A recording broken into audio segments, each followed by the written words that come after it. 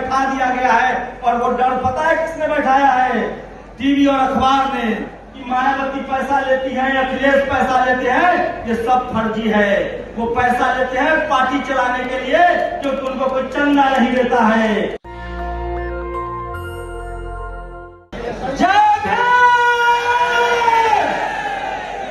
अरे कुर्सी भर दीजिए भाई,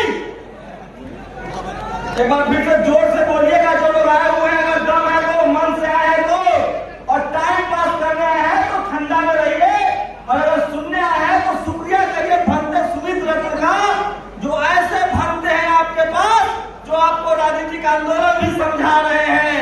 तो बोलिए जय भीम, जय भीम। इतनी जोर से आवाज लगाइए कि सात समुद्र पार भी जाए। जय भीम, जय भीम।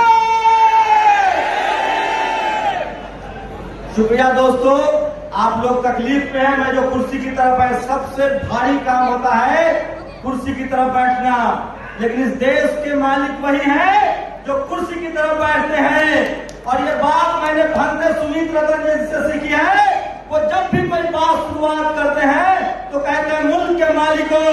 तो कौन है मुल्क का मालिक? मुल्क का मालिक इस देश का बहुजन समाज है।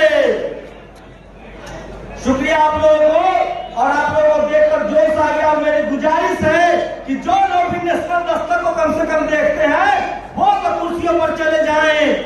हमें अनुशासन भी दिखाना होगा, और ये कोई चंदा की लड़ाई नहीं है, ये आपके और हमारे सम्मान की लड़ाई है, हमारे धर्म की लड़ाई है, और भगवान बुद्ध के विचारधारा को बचाने की लड़ाई है। तो एक बार फिर से बोलिए जय भीम। दोस्तों, मैं पेशे से पत्रकार हूँ, और मैं जानता हूँ कि इस देश के बहुजन समाज के लोग सिर्फ 5 जगहों पर नहीं है। हम रोड बनाना जानते हैं, हम सड़क बनाना जानते हैं, हम बड़ी बड़ी बिल्डिंगें भी बनाते हैं, हम सब्जी भी बेचते हैं, ठेला भी चलाते हैं। और जब से बाबा साहब का संविधान आया है, हम डॉक्टर, इंजीनियर, कलेक्टर और वैज्ञानिक और नेता भी बनने लगे हैं। लेकिन उसके बाद भी हमारी हार हो रही है। इसकी वजह हम हैं, हम खुद हैं। पता है क्यों हार रहे हैं हम लोग? क्योंकि हमें बोलना नहीं आता है, हमारी जबान तेज नहीं है, और हमारे दिमाग में डर बैठा हुआ है। तो डर निकाल देंगे ना से, अब नहीं डरेंगे ना, किसी से नहीं डरेंगे ना। हमारे साथ संविधान है। मैं ये बात इसलिए कह रहा हूँ कि मुझे जितने फोन कॉल्स आते हैं, जितने लोग मुझसे मिलते हैं, वो कहते हैं कि आपको डर नहीं लगता है। अरे किससे डरना है? 2 हाथ उसके भी है, 2 हाथ हमारे भी है। अरे उसका पेट पीता हुआ है, हमारे लोग खेतों में मेहनत करते हैं। डर हमें नहीं लगता है, डर हमारे दिमाग में बैठा दिया गया है। और वो डर पता है किसने बैठाया है? टीवी और अखबार ने। मैं पत्रकार के तौर पे आप लोगों से गुजारिश करता हूँ कि इस देश के टीवी और अखबार का बहिष्कार कीजिए। एकदम टीवी अखबार पर देखिए, क्योंकि इस देश के टीवी और अखबार ने आपके नजरों में आपके नेताओं को बेईमान घोषित कर दिया, और आपने मान लिया। इस देश में इतने सुंदर पार्क जो बैठे हुए हैं आप, ये मायावती ने बनवाया। इस देश में अखिलेश यादव ने पार्क बनवाया, मेट्रो बनवाया, लालू यादव ने कॉलेज यूनिवर्सिटी बनवाए, मायावती ने कॉलेज यूनिवर्सिटी बनवाया, हेमंत सोरेन, शिबू सोरेन, करुणानिधि, जितने बहुजन नेता है उन्होंने काम किया, स्कूल बनवाए, अस्पताल बनवाए। और इस टीवी अखबार के दलालों ने, मनुवादियों ने हमारे नेता को हमारी नजरों में बेईमान घोषित कर दिया। कोई बेईमान नहीं है, वो सब के सब नेता ईमानदार है। और आपको देखिए, कोई नेताओं को लड़ाता है आपस में। कभी मायावती जी को अखिलेश से लड़ाता है, कभी नीतीश जी को लालू जी से लड़ाता है। इस लड़ाई को समझना पड़ेगा। और मुझे ज्यादातर कॉल आते हैं, आप लोग पूछते हैं कि हमारे नेता क्यों नहीं एकजुट हो रहे हैं। उसका एक जवाब है, जिस दिन बहुजन समाज एकजुट हो गया, नेता तो दौड़ के एकजुट होगा। और मैं एक और बात कह रहा हूँ, हम सब लोग जो SC, ST, OBC माइनॉरिटी के लोग हैं, गांठ बांध लीजिए। इस देश का शेड्यूल कास्ट सबसे ज्यादा आंदोलन कर रहा है, इस देश का आदिवासी कर रहा है, इस देश के माइनॉरिटी कर रहे हैं। जिस दिन इस देश का हाथी ओबीसी 7% वाला ओबीसी जाग गया, सीएम भी हमारा होगा, एसपीडीएम भी हमारा होगा। वोट से चलता है, संविधान से चलता है, और ये ओबीसी के लोगों की जिम्मेदारी है कि अपना सीएम पीएम बना लो, अपना एसपीडीएम बना लो, नहीं तो खेत जोतते हैं हम, हल चलाते हैं हम, और हमारे बच्चे मारे जा रहे हैं, हमारा रिजर्वेशन खत्म हो रहा है, और ये सब दो लोगों से कर रहा है। ये मनुवादियों का दो हथियार है, एक टीवी और एक अखबार जो आपके घरों में है, इसका बायकॉट कीजिए। और अब तो मुझे खुशी है, 100 से ज्यादा सोशल मीडिया के लोग हैं। आप लोग इंटरनेट पर पढ़िए, सोशल मीडिया देखिए, तमाम बहुजन चैनलों को देखिए, उनको सब्सक्राइब कीजिए और उनके पत्रकारों के साथ खड़े होइए। आजकल टीवी से देश चल रहा है, आजकल टीवी अखबार से सरकारें बन रही है, एक भी बहुजन समाज के पास टीवी अखबार नहीं है। मान्यवर साहब की आज पुण्यतिथि है, परिनिर्वाण है, आज वाल्मीकि साहब को लोग याद कर रहे हैं।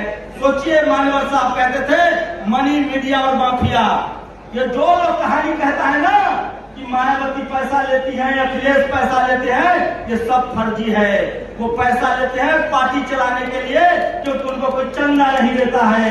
ये बहुजन समाज पार्टी भी चंदे से चलाता है, ये प्रोग्राम भी चंदे से हुआ है, ये सोशल मीडिया भी चंदे से चलाता है।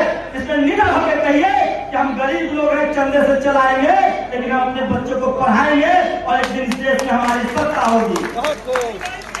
आप लोग गांठ बांध लीजिए, किसी के भरोसे मत रहिए। हमारे नेता एक पैरों पर खड़े होंगे, घुटनों पर रेंगते हुए आएंगे जिस दिन हम समाज के तौर पर एकजुट हो गए। और उसके लिए जरूरी है कि हमको एक झंडा के नीचे आना पड़ेगा, बाबा साहब की 22 प्रतिज्ञाओं को याद करना पड़ेगा, एक झंडे पंसील के नीचे आना पड़ेगा, चाहे हमारा धर्म हो, चाहे हमारी पॉलिटिकल पार्टी हो। सोचिए, राजेंद्र प्रसाद सिंह कहते हैं कि इस देश में कांग्रेस और बीजेपी बड़ी पार्टी नहीं है, अमीरों की पार्टी है। इस देश में बड़ी पार्टी है Sapa, Basapa, RJD, JDU, JMM, DMK, जो बहुजनों की पार्टी है। लेकिन आपकी पार्टी सत्ता में नहीं है क्योंकि आपके पास टीवी अखबार नहीं है। आप लोग लड़ रहे हैं जाति के नाम पर, ये लड़ाई बंद करनी होगी और बाबा साहब के विचारों को लेकर, तथागत बुद्ध के विचारों लेकर पंसील के झंडे के नीचे जमा होना होगा। न तो गांठ बांध लो, ये फूट डालो और राज करो। अंग्रेजों की नीति नहीं थी, मुगलों की नीति नहीं थी, ये मनुवादियों की नीति है जो आपको आपस में लड़ाता है। 22,000 जातियों में बटे हुए थे हम, हमको बांट दिया गया था। और पहले जब मनुस्मृति थी तो हम शूद्र और छूत थे। बाबा साहब ने हमको SC, ST, OBC और माइनॉरिटी बनाया है। किसी से जाति मत पूछो, बस इतना पूछो, SC हो, ST हो, OBC हो, जनरल हो, माइनॉरिटी हो, ये संवैधानिक टर्म है। संविधान के हिसाब से बात कीजिए। और मैं आखिरी बार कहना चाह रहा हूँ, इस देश में जिस दिन बहुजनों ने बोलना शुरू कर दिया, सिर्फ बोलना शुरू कर दिया, लिखना शुरू कर दिया, सोशल मीडिया का इस्तेमाल करना शुरू कर दिया, भूचाल आ जाएगा, हमारी सत्ता होगी, हमारे कॉलेज यूनिवर्सिटी होंगे और हमारे बच्चों को सोचिए, आप टीवी नहीं चला सकते हैं। और आखिरी बार कह रहा हूँ, जितने व्हाइट कलर लोग हैं यहाँ जो बढ़िया कपड़ा, बढ़िया पढ़ाई लिखाई करके नौकरी कर रहे हैं, मेरे भाई गांठ बांध लो। अब मजदूरों को नहीं मारने वाले हैं वो, अब वो शहरों में जाति ढूंढ रहे हैं, कॉलेज में जाति ढूंढ रहे हैं, मीडिया में जाति ढूंढ रहे हैं, ब्यूरोक्रेसी में जाति ढूंढ रहे हैं, सुप्रीम कोर्ट, हाई कोर्ट में जाति ढूंढ रहे हैं। जो मलाईदार पद है वहां जाति ढूंढी जा रही है, बिजनेस में जाति ढूंढी जा रही है। तुम सब्जी बेचो, ठेला चलाओ, रिक्शा चलाओ, गरीब रहो, मजदूर रहो, कोई नहीं मारने आएगा।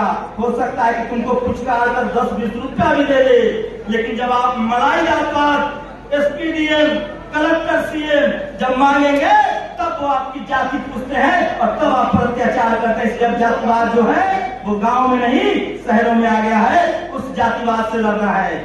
और सोचिए, कल्पना कीजिए, वो कौन लोग हैं जो आपको धर्म के नाम पर लड़ाते हैं, वो कौन लोग हैं जो आपको जाति के नाम पर लड़ाते हैं। वो वही लोग हैं जो आपको चपरासी नहीं बनने देना चाहते हैं। सोचो, वो आपको चीफ मिनिस्टर बनने देगा।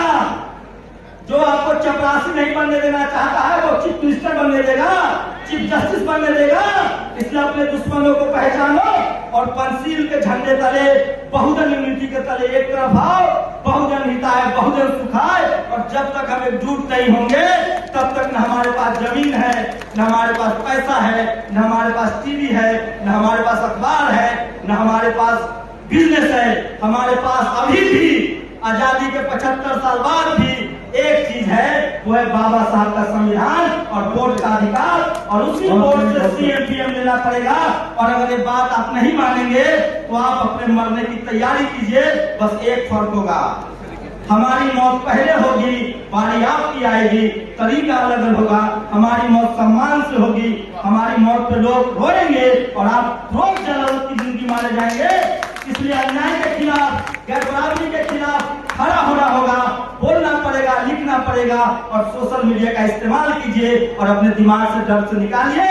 बुद्ध ने कभी हथियार नहीं उठाया, लेकिन उन्होंने अंगुलीमाल को बदल डाला। हमारे पास ऐसे महापुरुष हैं, तो हमें बुद्ध के रास्ते पर चलकर संविधान को मानते हुए अपनी आवाज को बुलंद करना होगा। और टीवी अखबार से टाटा बाय बाय कीजिए, नहीं तो पीढ़ी दर पीढ़ी गुलाम रहेंगे और वो आपको अपने ही नजरों में आपको गिरा देगा। शुक्रिया, जय हिंद। नेशनल दस्तक की आपसे गुजारिश है कि अगर इसको बचाना चाहते हैं तो नेशनल दस्तक को सब्सक्राइब करने के लिए रेड कलर के सब्सक्राइब बटन को दबाएं, फिर बेल आइकन की घंटी दबाएं। नेशनल दस्तक को बचाने के लिए बहुत जरूरी है कि हर खबर को शेयर करें, लाइक करें, कमेंट जरूर करें।